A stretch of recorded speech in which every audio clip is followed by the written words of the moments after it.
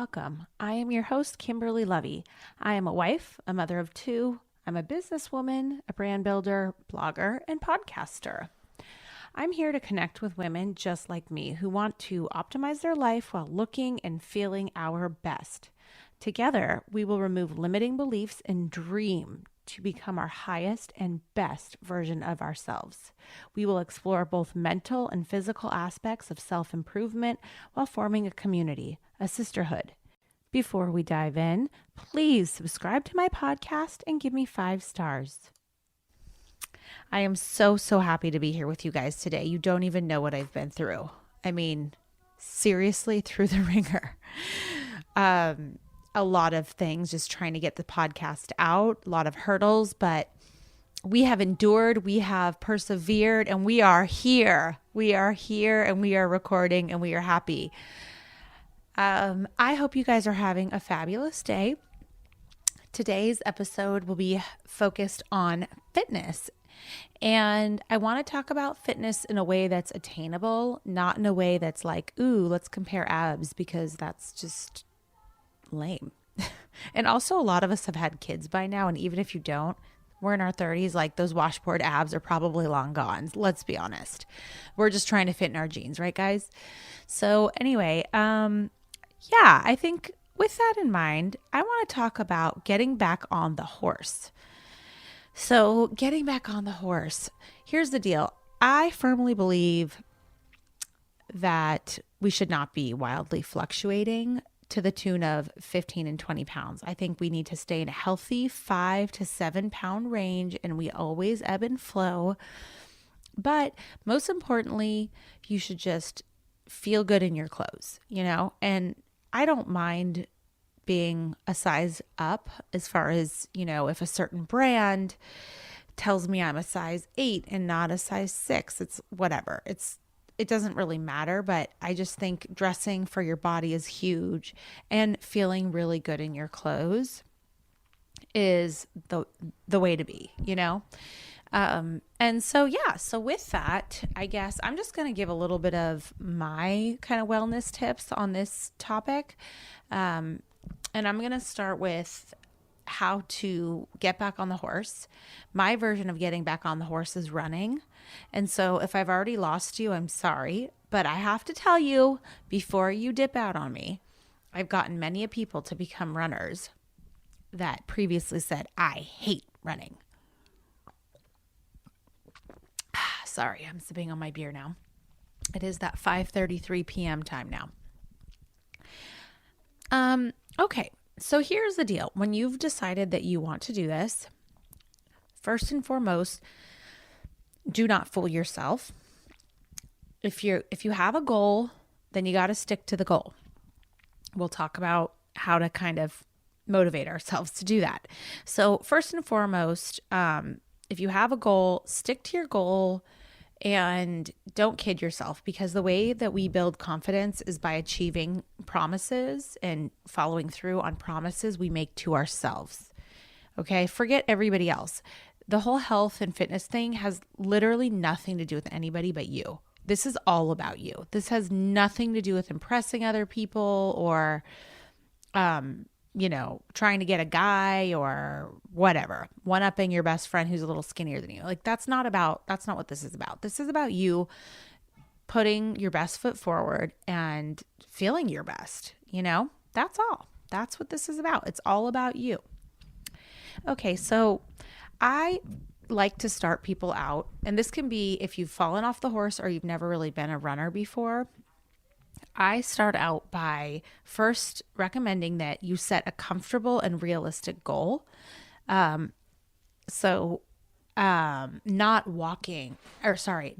running for several miles. Make sure the distance is attainable. So for example, half a mile. Okay, the other big thing here, and this is where I think people go awry, is from the beginning, you're going to say to yourself, okay, my first 2 weeks or my first couple runs, I am going to walk a lot. And these are going to be not just hardcore runs. These are walk jogs, okay? That is super, super important, because I think if you say, oh, I'm going to go run a mile, and then turns out you actually needed to walk for half of it, then you feel like you know what, and you don't want to do it again. So be realistic, set realistic expectations up front.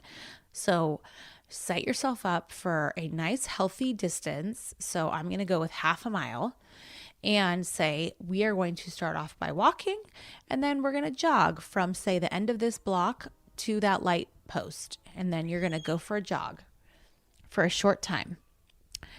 And you're going to literally just get yourself through that walk jog just by walking and jogging. And it's okay if you have to walk a lot. It's okay. Like, it's part of the journey. You are going to build on this. So don't judge yourself.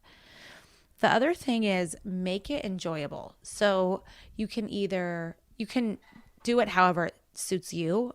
A couple options here. If you do have a friend, a husband, a mom or dad or whoever that wants to join you, cool. Have a little buddy, make it enjoyable, talk. Walking and talking is the best.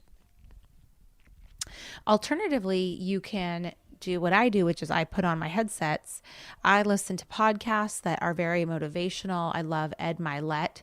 He is super amazing. And I just get into this trance.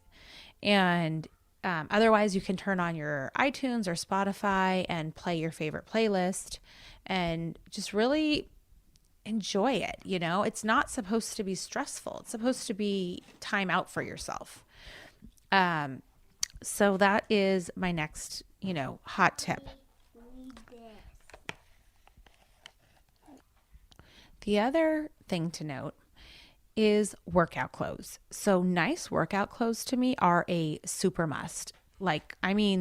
Decent, like some nice fresh Nikes, some Lululemons, something that just sucks you in or makes you feel fresh and gets you excited to go work out. It doesn't need to be the most expensive. It could be like from Target.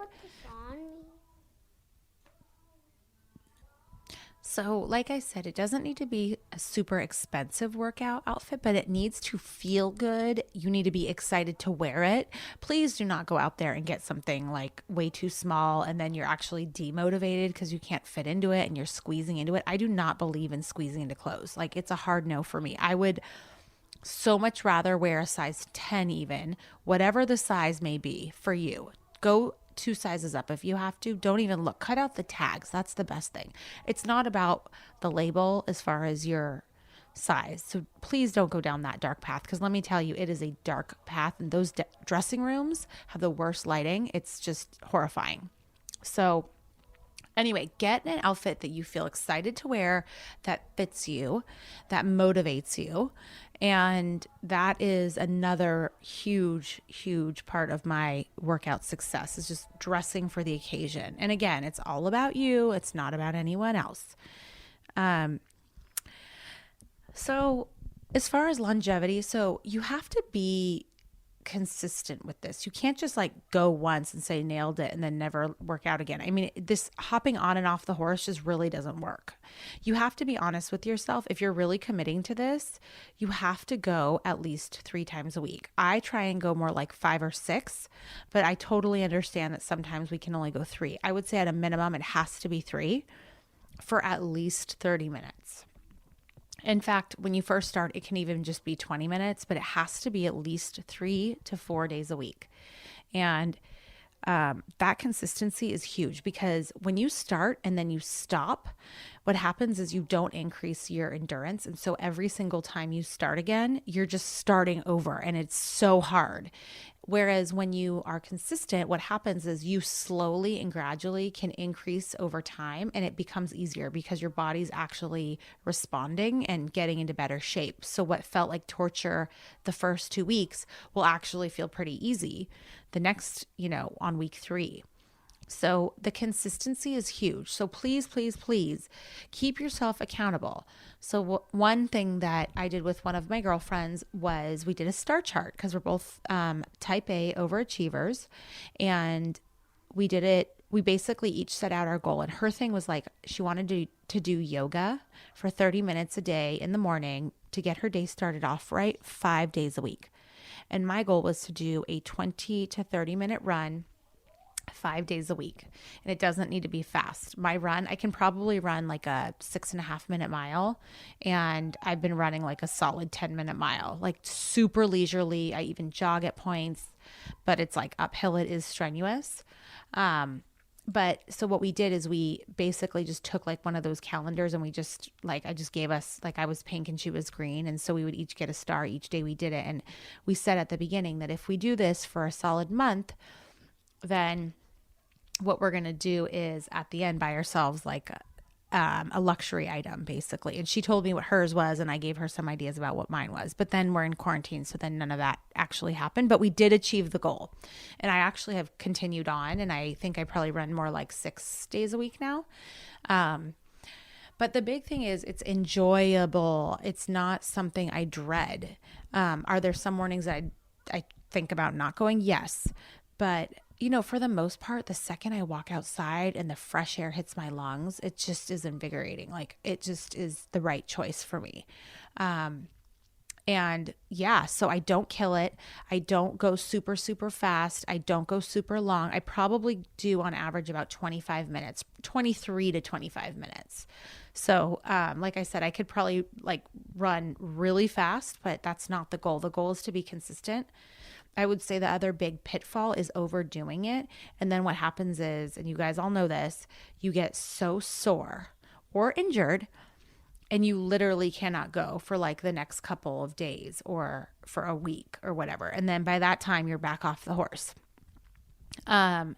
So yeah, those are some of my kind of guide to running type tips and maybe some inspiration for you guys just to kind of, you know, evaluate whatever that workout looks like for you. I know some people love yoga and some people love, I don't know, ice hockey, whatever your thing is that you want to tackle, like commit to it for nobody else but yourself. Get it done. And I swear it will put you in such a different state of mind. It will be magical. So with that, I'm going to go feed my little, I'll say angels actually. And I hope you guys have a blessed evening. Thank you so much for tuning in. Mwah.